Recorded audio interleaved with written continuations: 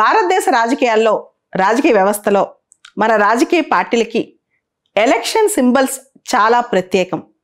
దానికి ప్రధానమైన కారణం భారతదేశంలో సగటు ఓటర్ ఇప్పటికీ కూడా ఒక పార్టీని ఒక సింబల్తోనే గుర్తుపెట్టుకుంటాడు, ఒక సింబల్నే ఊహించుకుంటుంటాడు. పాత రోజుల్లో హస్తం గుర్తు అంటే ఒక ట్రెండ్. ఇప్పుడు మనకు తెలుసు లోటస్. అలానే చాలా పొలిటికల్ పార్టీస్ని మనం, ఉదాహరణకి ఎన్టీ రామారావు తెలుగుదేశం పార్టీని మనం సైకిల్ గుర్తుని బాగా గుర్తుపెట్టేసుకుంటాం. జాతీయ పార్టీలకు ఒక అదృష్టం ఏంటంటే దేశం మొత్తం ఒకటే సింబల్ ఉంటుంది వాళ్ళకి. ప్రాంతీయ పార్టీలకి ఆ ప్రాంతంలో ఏ పార్టీలో, ఏ ప్రాంతీయ పార్టీ అయితే ఏ ప్రాంతంలో రికగ్నైజ్ అయిందో ఆ పార్టీకి ఆ ప్రాంతానికి ఆ సింబల్ ఉంటుంది అనమాట. ఉదాహరణకి సైకిల్ గుర్తు అనుకోండి, అది తెలుగుదేశంకి ఉంటుంది, సమాజ్వాదీ పార్టీకి ఉంటుంది అనమాట. అలా ఉంటుంది. సో పార్టీ గుర్తు అనేది చాలా ఇంపార్టెంట్. రిజిస్టర్డ్ పార్టీస్కి పార్టీ చిహ్నాలు కొన్ని సెలెక్ట్ చేసుకుని ఆ ఎలక్షన్కి అది వాడుకుంటుంటారు. ఉదాహరణకి మనం చూస్తే జనసేన పార్టీ టీ గ్లాస్, అలానే మన ఈయన ప్రజాశాంతి పార్టీ అని చెప్పి స్టార్ట్ చేశారు కదా, దానిలో ఈ హెలికాప్టర్ గుర్తు, ఇలాంటివన్నీ వస్తుంటాయి. రిజిస్టర్డ్ పార్టీస్, టెంపరీ పార్టీస్ అనమాట అవన్నీ. అయితే రికగ్నైజ్డ్ పార్టీస్కి మాత్రం ప్రాంతీయ పార్టీలకి ఆ ప్రాంతంలో వాళ్ళ గుర్తు వాళ్ళకే ఉంటుంది, అలానే జాతీయ పార్టీలకి వాళ్ళ గుర్తు వాళ్ళకే ఉంటుంది. ఈ పార్టీ సింబల్స్ అనేవి ఇష్టం వచ్చినట్టు పెట్టుకోవడానికి కూడా ఉండదు. మనం ఒక సింబల్ తయారు చేసుకున్న తర్వాత మనం అప్రూవల్కి పంపిస్తాం, అది ఇంకో పార్టీ సింబల్కి దగ్గరగా కూడా ఉండకూడదు అనమాట. దాంతో ఎలక్షన్ కమిషన్ కొన్నిసార్లు ఆల్రెడీ వాళ్ళ దగ్గర ఉన్న సింబల్స్ కూడా మనకి కొన్నిసార్లు కేటాయించడం జరుగుతూ ఉంటుంది. సో ఇవన్నీ కూడా ఎలక్షన్ సింబల్స్ ఆర్డర్ 1968 ద్వారా కేటాయించబడుతూ ఉంటాయి అన్నమాట. ఒక్కొక్కసారి పార్టీ సింబల్ మీద బాగా డిస్ప్యూట్ కూడా అవుతుంటుంది. ఈ సింబల్ మాదంటే మాది, ఈ పేరు మాదంటే మాది అని చెప్పి. అలాంటి ఒక వివాదమే శివసేన పార్టీలో జరిగింది. మనందరికి తెలుసు 2022లో శివసేన పార్టీలో చీలిక వచ్చిందనమాట. ఈ చీలిక ఎలా స్టార్ట్ అయిందో ఒకసారి చూద్దాం. మహా వికాస్ అఘాడీ అనే ఒక మొత్తం కూటమిలోంచి ఒక గ్రూప్ బయటకు వచ్చింది. శివసేనలో ఆ గ్రూప్లో మహా వికాస్ అఘాడీలో ఉండేది, దానిలోంచి ఒక గ్రూప్ బయటకు వచ్చింది. అదే ఏక్నాథ్ షిండే గ్రూప్. ఈ ఏక్నాథ్ షిండే గ్రూప్లో 40 మంది ఎమ్మెల్యేలు, 13 మంది ఎంపీలు, వీళ్ళందరూ బయటకు వచ్చేసి మహారాష్ట్ర అసెంబ్లీలో వాళ్ళే ప్రూవ్ చేసుకున్నారు మెజారిటీ. దాంతో బీజేపీ సపోర్ట్తో ఏక్నాథ్ షిండే ప్రభుత్వాన్ని సీఎం అయ్యారనమాట. బాల్ ఠాక్రే కొడుకు ఉద్ధవ్ ఠాక్రే ఇప్పుడు ఫార్మర్ సీఎం. అయితే శివసేన ఒరిజినల్గా మాది అంటే మాది అని చెప్పి ఈ ఉద్ధవ్ ఠాక్రే గ్రూపు, ఇంకో పక్క ఏక్నాథ్ షిండే గ్రూపు ఫైట్ చేసుకుంది. శివసేన పార్టీ పేరే కాదు, శివసేన సంబంధించిన సింబల్ బో అండ్ యారో. అసలు యాక్చువల్గా ఈ బో అండ్ యారో అంటే ఈ బాణం, ఈ సింబల్ అనేది 1989లో బాల్ ఠాక్రే గారు ఉన్నప్పుడు ఫైనలైజ్ చేశారు. అసలు యాక్చువల్గా బాల్ ఠాక్రే గారికి గర్జించే సింహం చాలా ఇష్టం అంట. అయితే ఎలక్షన్ కమిషన్ కొన్ని సింబల్స్ ఇచ్చి వాటిలో ఒకటి తీసుకోమన్నప్పుడు అది శివసేన అంటే శివాజీ తరపున పేరు తీసుకొచ్చి దాంతోపాటు ఒక ఫైటర్ లాగా ఒక బో అండ్ యారో సింబల్ని వీళ్ళు యాక్సెప్ట్ చేసుకున్నారు. 1989 నుంచి ఎలక్షన్ కమిషన్ సపోర్ట్తో వీళ్ళ సింబల్ని కంటిన్యూ చేసుకుంటున్నారు. దాంతోపాటు ప్రతి పార్టీకి ఒక రాజ్యాంగం ఉంటుంది. దేశానికి అలా రాజ్యాంగం ఉంటుంది, పార్టీ కూడా కాన్స్టిట్యూషన్ ఉంటుంది అనమాట. మొదట్లో శివసేన పార్టీ కాన్స్టిట్యూషన్ కొంత అన్డెమోక్రటిక్గా ఉన్నప్పటికీ 1999లో ఎలక్షన్ కమిషన్ ఆఫ్ ఇండియా సూచనల మేరకు రాజ్యాంగం, శివసేన పార్టీ రాజ్యాంగంలో మార్పులు తీసుకొచ్చారు డెమోక్రటిక్గా.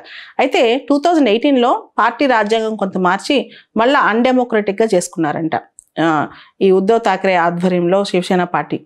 ఇప్పుడు ఒక పార్టీలో చీలికయి 2 వర్గాలు ఉంటే party original name, original symbol ఎవరికి వెళ్తుంది అనే దాని మీద ఎలక్షన్ సింబల్స్ ఆర్డర్ 1968లో పారాగ్రాఫ్ 15 కింద చూస్తే ఎలక్షన్ కమిషన్ ఆఫ్ ఇండియా దీన్ని పూర్తిగా నిర్ణయం తీసుకునే అధికారం ఉంది. ఇదే సంబంధించి సుప్రీంకోర్టులో కూడా కేసు జరిగింది, సాదిక్ అలీ వర్సెస్ ఈసీఐ. ఈ కేసులో కూడా సుప్రీంకోర్టు ఇదే చెప్పిందనమాట. ఎలక్షన్ సింబల్ సంబంధించి ఏ డిస్ప్యూట్ వచ్చినా ఎలక్షన్ కమిషన్దే ఫైనల్ డెసిషన్ అని చెప్పి. సో దీనికి సంబంధించి ఇప్పుడు ఎలక్షన్ కమిషన్ ఆఫ్ ఇండియా నిర్ణయించింది శివసేన పార్టీ పేరును మరియు శివసేన పార్టీ సింబల్ అయిన బో అండ్ యారో ఈ 2 కూడా ఏక్నాథ్ షిండే గ్రూప్కే ఇవ్వాలి అని చెప్పి. ఆ నిర్ణయంలో ఎలక్షన్ కమిషన్ ఆఫ్ ఇండియా ఎవరి పక్కన మెజారిటీ ఆఫ్ ఎమ్మెల్యేస్ ఉన్నారు, ఎంపీస్ ఉన్నారో చూసింది. కానీ ఇంకొక ఆర్గ్యుమెంట్ ఏంటంటే పార్టీ యొక్క రాజ్యాంగం చూడాలి అని చెప్పి. కానీ ఎలక్షన్ కమిషన్ ఆఫ్ ఇండియా ప్రకారం 2018లో మార్చిన పార్టీ రాజ్యాంగం, 2018లో మార్చిన రాజ్యాంగం అన్డెమోక్రటిక్గా ఉంది. దాంతోపాటు ఈ రాజ్యాంగం కాపీ కానీ వెబ్సైట్లో కానీ ఇంటర్నల్ పార్టీ డెమోక్రసీ ఎక్కడ కనపడలేదు అనే సూచన చేస్తూ ఇంటర్నల్ పార్టీ డెమోక్రసీ గురించి ఎక్కువగా పార్టీలు దోహదపడాలని చెప్పి ఎలక్షన్ కమిషన్ ఆఫ్ ఇండియా భావించి దీనిలో ఈ మొత్తం ఏక్నాథ్ షిండే గ్రూప్కే పార్టీకి సంబంధించిన పేరును, శివసేన పేరును, శివసేన బో అండ్ యారో సింబల్ని ఇచ్చేసింది అనమాట. దాంతో ఇప్పుడు పరిస్థితి ఏంటి అంటే, దాంతో ఇప్పుడు ఒక క్వశ్చన్ బయలుదేరింది. ఒక పార్టీ అంటే కేవలం ఎలక్ట్ అయిన ఎమ్మెల్యేలు, ఎంపీలేనా, లేదా పార్టీ సంస్థాగత నిర్మాణంలో భాగస్వామ్యమైన ప్రజలు ఉంటారు, పార్టీ కార్యకర్తలు ఉంటారు, పార్టీ కోసం పనిచేసే వ్యక్తులు ఉంటారు, పార్టీలో పోటీ చేసి ఓడిపోయిన వాళ్ళు ఉంటారు, పార్టీ ఆఫీస్ బేరర్స్ ఉంటారు. మరి వీళ్ళందరి కన్సిడరేషన్ ఏంటి? ఆ పార్టీ సింబల్ పట్ల వీళ్ళ పట్ల నమ్మకం ఏంటి? టెంపరీగా ఆ పార్టీలో చీలికొచ్చి కొంతమంది ఎక్కువ సభ్యులు ఎమ్మెల్యేలు కానీ ఎంపీలు కానీ ఒక చీలిన వర్గంలో ఉంటే ఆ వర్గానికి పేరు, ఆ వర్గానికి సింబల్ ఇచ్చేస్తారా? ఇది మొదటి క్వశ్చన్. రెండోది, ఒక పార్టీ పేరుని కానీ ఒక పార్టీ సింబల్ సంబంధించిన అంశాలు కానీ నిర్ణయం తీసుకునేటప్పుడు పార్టీ రాజ్యాంగాన్ని కన్సల్ట్ చేసే, అంటే రాజ్యాంగాన్ని గురించి చూసే, అంటే పార్టీకి సంబంధించిన ఆ కాన్స్టిట్యూషన్ని తరించి చూసే, అంటే దాని మీద పూర్తి స్థాయిలో అవగాహన చేసుకుని ఎలక్షన్ కమిషన్ ఆఫ్ ఇండియా నిర్ణయం చెప్పాలా, కేవలం మెజారిటీ ఎటువైపు ఉందో చూసి నిర్ణయం చెప్పాలి? ఇది రెండో క్వశ్చన్. దీనికి సంబంధించి 2-3 అంశాలు మనం గుర్తు తెచ్చుకోవాలి. ఒకటి, పార్టీ రాజ్యాంగాన్ని తరచూ రివ్యూ చేస్తుండాలి. యాక్చువల్గా పార్టీలో శాశ్వత అధ్యక్షుడు ఉండొచ్చా? ఎప్పటికీ ఒకటే అధ్యక్షుడు, ఇంకా పార్టీ ఆ అధ్యక్షుడు చనిపోయేదాకా అలాంటి ప్రొవిజన్స్ ఉంటాయా? ఇట్లాంటి క్వశ్చన్స్ కూడా ఇంతకుముందు వచ్చాయి. అదేవిధంగా ఎన్టీ రామారావు తెలుగుదేశం పార్టీలో చీలికి వచ్చినప్పుడు కూడా తెలుగుదేశం పార్టీ ఎవరిది, పార్టీ సింబల్ ఎవరిది అనే దాని మీద కూడా ఇలాంటి చర్చ అప్పట్లో వచ్చిందనమాట.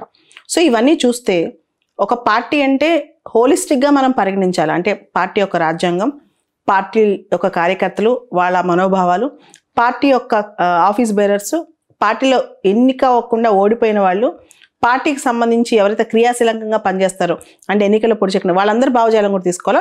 కేవలం ఆ టైంలో ఆ పార్టీలో గెలిచిన వాళ్ళు ఎటువైపు ఉన్నారో చూస్తే సరిపోతుందా? ఇది బిగ్గెస్ట్ క్వశ్చన్. అయితే దీని మీద ఉద్ధవ్ ఠాక్రే సుప్రీంకోర్టుకి వెళ్తామని చెప్పారు. కానీ సుప్రీంకోర్టు ఆల్రెడీ ఇలాంటి విషయాల్లో ఒక జడ్జిమెంట్ ఇచ్చేసింది కూడా. ఎలక్షన్ కమిషన్ ఆఫ్ ఇండియాదే ఫైనల్ అధికారం అని చెప్పి. సో దీని మీద సుప్రీంకోర్టు ఏ విధంగా డెసిషన్ తీసుకుని ఉందో ఒకసారి చూడాలి.